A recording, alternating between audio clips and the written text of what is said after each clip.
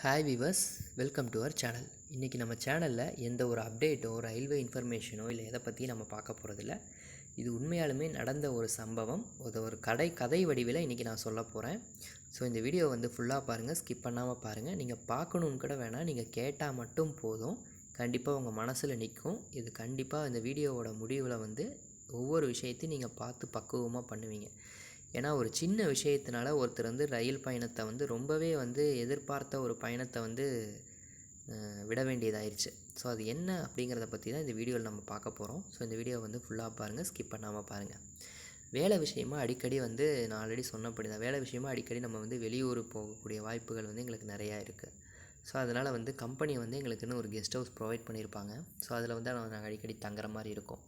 So என்னுடைய நண்பருடைய சொந்த கதை அப்படிங்கிறதுனால அவரை பற்றி நான் சொல்கிறேன். அவர் பார்த்திங்கன்னா என்ன பொழுது அவர் ஒரு ட்ரிப்பு அடிக்கடி போவார். ஸோ கம்பெனி கெஸ்ட் ஹவுஸில் தான் தங்குவார். நல்லா ஒரு பக்கா பிளானிங் பண்ணுற ஒரு ஆள். பிளானிங் அப்படின்னா எந்த விதத்துலன்னு கேட்டிங்கன்னா, இது வரைக்கும் எந்த ஒரு ட்ரிப்புமே பல ட்ரிப்பு அவர் போயிருக்காரு. கிட்டத்தட்ட ஒரு எவ்வளவோ வருஷங்களாக எல்லா நாடுகளுக்கும் ஃப்ளைட்லேயும் சரி ட்ரெயின்லேயும் சரி ட்ராவல் பண்ணியிருக்காரு. ஒரு தடவை கூட அவர் ஃப்ளைட்டையோ ட்ரெயினையோ மிஸ் பண்ணதில்லை. அந்தளவுக்கு ஒவ்வொரு பொருளையும் செக்லிஸ்ட்டு போட்டு எடுத்து வைக்கிற அளவுக்கு, ஒரு லிஸ்ட்டு போட்டு எடுத்து வைக்கிற அளவுக்கு பக்காவான ஒரு ஆள். அவர் ஃபேமிலி பர்சனும் கூட. ஒய்ஃபு குழந்தைங்க எல்லாமே ஊரில் இருக்காங்க. அவங்கள விட்டுட்டு தான் வேலைக்கும் வெளியூர் வந்திருக்காரு. ஆக ஒரு ட்ரிப் ஆகப்பட்டது ஒரு 15 நாள் ட்ரிப்பு. ஸோ எல்லாமே அவர் பிளான் பண்ணபடி எல்லாமே ஒவ்வொரு ஒர்க்காக முடிய ஆஃபீஸில் சொல்லி அவருக்குன்னு ஒரு டிக்கெட் ஆகப்பட்டது புக் பண்ணி, இந்த டேட்டில் நீங்கள் ட்ராவல் பண்ணணும், ஸோ பிளான் பண்ணிக்கோங்கன்னு சொல்லி அதுக்கு தகுந்தபடி ஒரு பிளானும் பண்ணிட்டார். ஸோ கம்பெனி வேலையை முடிக்கிறதாகட்டும், இல்லை எல்லா திங்ஸ் வாங்குறதாகட்டும், வீட்டுக்கு தேவையானதை வாங்குறதாகட்டும் எல்லாமே வாங்கிட்டார். அதுக்கப்புறம் பார்த்திங்கன்னா ஒர்க்கும் முடிஞ்சிட்டு ஒரு நாளைக்கு முன்னாடி அவர் கிளம்புறதுக்கு ஒரு நாளைக்கு முன்னாடி எல்லா வேலையும் முடிச்சுட்டு அது என்ன பண்ணிட்டாருன்னா, அந்த அன்றைக்கி காலையில் போடக்கூடிய பேகுக்கான எல்லா திங்ஸும் எடுத்து வச்சிட்டாரு. பேக்கில் இது மாதிரி ட்ரெஸ்ஸு எல்லாமே அயர்ன் பண்ணி வச்சு எல்லாமே பக்கா ஃபிட்டாக எடுத்து வச்சு தேவையானது எல்லாமே அவ்வளோ அரேஞ்ச் பண்ணி மெட்டீரியல் லிஸ்ட்டு போட்டு எல்லாம் டிக் பண்ணி எல்லா மெட்டீரியலும் எடுத்துட்டோமா, ஏதாவது விட்டுட்டோமான்னு பார்த்து எல்லாமே எடுத்து வச்சிட்டாரு. பக்கா அவர் ஒரு 1/2 ஹவரில் குளிச்சுட்டு அவர் பேக் எடுத்துகிட்டு கிளம்புற அளவுக்கு எல்லாமே ரெடி பண்ணிட்டார். அந்தளவுக்கு பிளானிங். அதுக்கப்புறம் அந்த அன்றைக்கி காலையில் ஒரு போக வேண்டிய இடத்துக்கு ஆஃபீஸ் போயிட்டு ஒர்க்கெல்லாம் பார்த்துட்டு அவர் மொதல் நாளே முடிச்சிட்டார். அப்படிங்கிறதுனால காலையிலேருந்து ஒரு ஆஃப்டர்நூன் 3 மணி வரைக்கும் கூட அவர் ஃப்ரீயாக தான் இருக்கிற ஒர்க்கெல்லாம் சின்ன சின்ன ஒர்க்கஸ் எல்லாமே பார்த்துட்டு கொஞ்சம் ரிலாக்ஸாக தான் இருந்தார். அப்படிங்கிற ஒரு சூழ்நிலையில் தான் இருந்தார். அதுக்கப்புறம் பார்த்திங்கன்னா அவர் கிளம்ப வேண்டிய டைம் நைட்டு 10 o'clock அவருக்கு ட்ரெயின். ஒரு 9:20 இல்லை ஒரு 9:15 அங்கே இருக்கிற மாதிரி பிளான் பண்ணி ஒரு 9 மணிக்கு சாப்பிட்டுட்டு அங்கே ஸ்டேஷனில் சாப்பிட்டுக்கலாம். அதே போல் 8:30 மணிக்கு ட்ரெயினை விட்டு இறங்குவோம், மெட்ரோவை விட்டு இறங்குவோம். நடந்து போகிறதுக்கு ஒரு 1/4 மணி நேரம். அதுக்கப்புறம் பார்த்தோம்னா மெட்ரோவுக்கு வெயிட் பண்ணுறதுக்கு ஒரு 10 நிமிஷம், மெட்ரோவில் ட்ராவல் பண்ணுறதுக்கு ஒரு 50 நிமிஷம். ஆக மொத்தத்தில் ஒரு 7:30 மணிங்கும் போதே நம்ம கிளம்பிடலாம். ஒரு 7:30 போதே நம்ம கிளம்பிடலாம். ஆஃபீஸ்லேருந்து ஒரு 5:30 6 மணிங்கும் போது நம்ம கிளம்புனோம்னா போயிட்டு இல்லை ஜஸ்ட்டு குளிச்சுட்டு லக்கேஜை மட்டும் எடுத்துகிட்டு போகலாங்கிற அளவுக்கு எல்லாம் பக்கா பிளானிங்கோடு இருக்கார். ஸோ அவர் போகிறதுக்கான டைமிங்கும் வந்துடுச்சு. ஸோ வண்டியை எடுத்துகிட்டு ஸ்கூட்டிக்கெல்லாம் பெட்ரோல்லாம் போட்டுட்டு வண்டியை கொண்டு போய் ஃப்ளாட்டில் நிறுத்திட்டு ஃப்ளாட்லலாம் இருக்கிற இடத்துலலாம் எழுதி கொடுத்துட்டு இது மாதிரி நான் இன்றைக்கி ஊருக்கு போகிறேன், இப்போ அடுத்தது எப்போ இந்த டேட்டில் தான் வருவேன் நான். ஸோ ரூம் எல்லாம் கேர்ஃபுல்லாக பார்த்துக்கோங்க, இந்தந்த ஒர்க்லாம் முடிக்கணும். ரூமில் தண்ணி வரல, அதை கிளியர் பண்ணி கொடுத்துருங்க. டஸ்ட்பின் குப்பை இருக்குது, அதை கொட்டிடுங்க.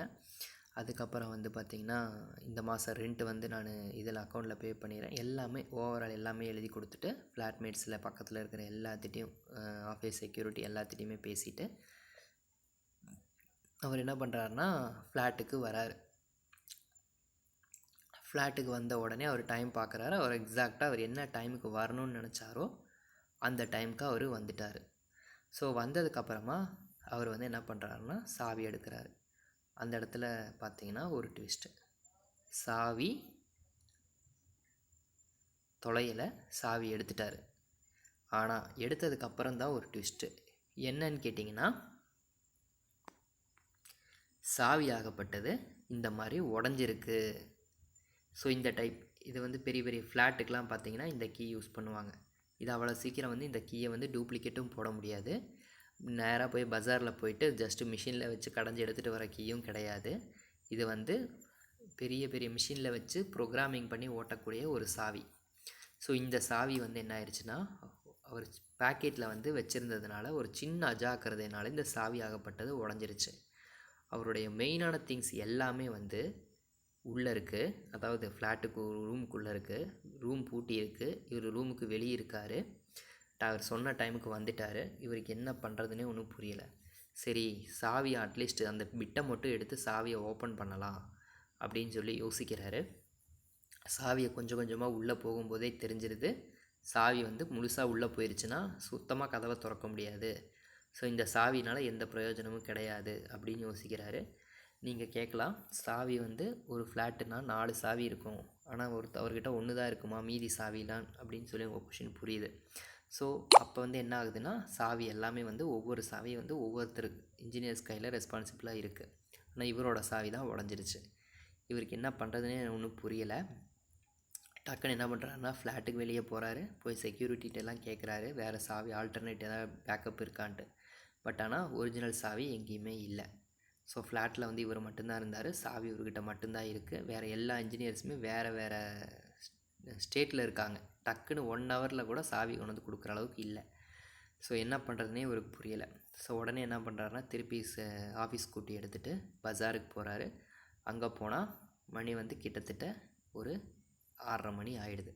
ஸோ 6:30 மணிங்கும் போதே நார்த்தில் எல்லாமே வந்து கிளம்பிட்டாங்க. சாவி செய்கிறவங்க எல்லாமே வந்து அது கொஞ்சம் மழை கிளைமேட் அப்படிங்கிறதுனால எல்லாமே கிளம்பிட்டாங்க. பட் அவரால் ஒன்றுமே பண்ண முடியலை.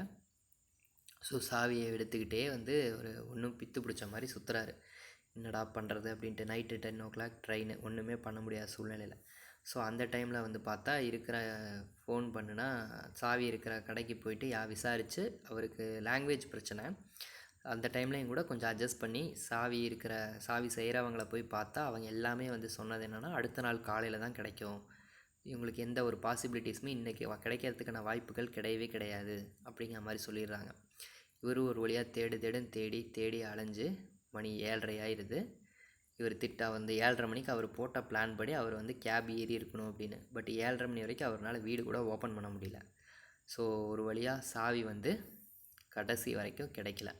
ஒன்றுமே பண்ண முடியாத சூழ்நிலையில் நொந்து போய் அவர் ஃப்ளாட்டுக்கு வராரு. வந்தும் ஒன்றும் பண்ண முடியலை. அவருடைய கடைசி நேரம், கடைசி லக்கு, வேறு ஒரு சாவி வந்து ஆல்ட்ரு பண்ணித்தரவங்க வந்து அவரோட கான்டாக்டில் கிடச்சி கான்டாக்ட் பண்ணி ஒரு வழியாக கதவை வந்து ஓப்பன் பண்ணிட்டாங்க. கதவை ஓப்பன் பண்ணும்போது மணி 8 மணி. ஆனால் ட்ரெயின் வந்து 10 மணிக்கு அங்கே கிளம்பிடும். ஈவன் அவர் கேபே பிடிச்சாலும் கூட 2 ஹவர்ஸில் வந்து போய் அந்த ஸ்டேஷனில் போய் சேர முடியாது.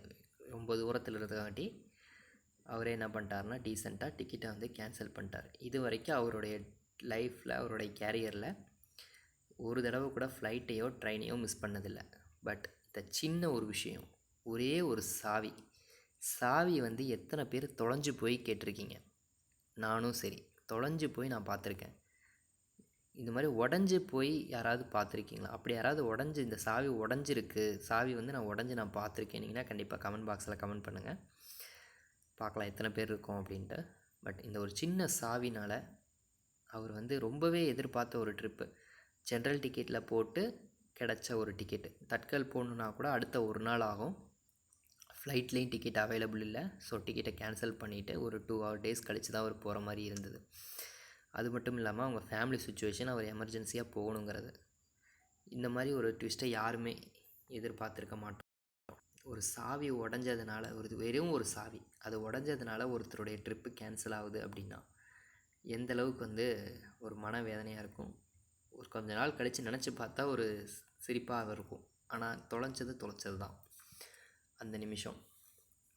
இன்றைக்கி வந்து இவருக்கு சாவியாக இருக்கலாம், நாளைக்கு உங்களுக்கு இது மாதிரி வேறு ஏதோ ஒரு பொருளாக இருக்கலாம். ஆக நீங்கள் ட்ராவல் பண்ணுறீங்கன்னா, ஒரு பயணம் பஸ்ஸுலேயோ இல்லை ட்ரெயின்லேயோ ஈவன் ஃப்ளைட்லேனாலும் கூட சரி, அந்த ட்ராவல் பண்ணுற அந்த அன்னைக்கு மட்டும் கொஞ்சம் ரொம்ப கொஞ்சம் ஜாக்கிரதையாக ஒவ்வொரு பொருளையும் நீங்கள் பார்த்து ஹேண்டில் பண்ணிங்கன்னா உங்களுடைய பயணம் வந்து கண்டிப்பாக இனிமையாக அமையும். இது போல் ஒவ்வொரு விஷயத்துலையும் நீங்கள் கவனமாக இருக்கணும், நானும் கவனமாக இருக்கணும் அப்படின்னு சொல்லி இனிமேலும் நம்ம இந்த மாதிரி கதைகளை கேட்டு, இது மாதிரி நிஜமாக நடந்த விஷயங்களை வந்து மனசில் ஏற்றிக்கிட்டு நம்ம மேற்கொண்டு நல்ல விஷயங்களை செய்வோம் அப்படிங்கிறத சொல்லிக்கிறேன். நன்றி, வணக்கம்.